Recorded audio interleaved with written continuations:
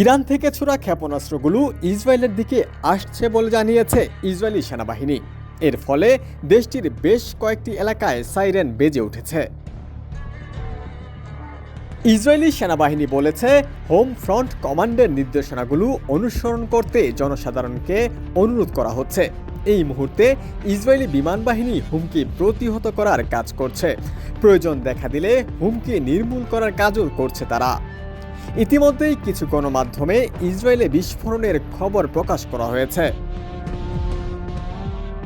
শনিবার সকালে তেহরানের 5টি স্থানে হামলা চালায় যুক্তরাষ্ট্র ও ইসরায়েল।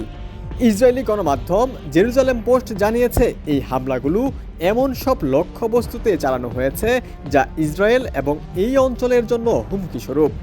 একজন মার্কিন কর্মকর্তা রয়টার্সকে জানিয়েছে, সময় বাড়ার সঙ্গে সঙ্গে হামলা অব্যাহত থাকবে। আকাশ ও সমুদ্রপথ উভয় দিক থেকেই অভিযান চালানো হচ্ছে। ইরানি গণমাধ্যম জানিয়েছে, দেশটির বিপ্লবী গার্ড আইআরজিসির ইন্টেলিজেন্স ডিরেক্টরেট এবং ইরানের কেন্দ্রস্থলের বেশ কিছু লক্ষ্যবস্তুতে হামলা চালানো হয়েছে। হামলার প্রতিবাদে ইরান তাদের আকাশ সীমা বন্ধ করে দিয়েছে।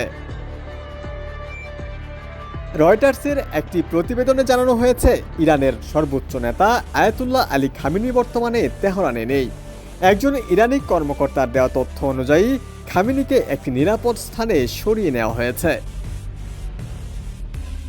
অন্যদিকে ইসরায়েলের একজন নিরাপত্তা কর্মকর্তা রয়টার্সকে বলেছেন, এই অভিযানের পরিকল্পনা কয়েক মাস আগেই করা হয়েছিল।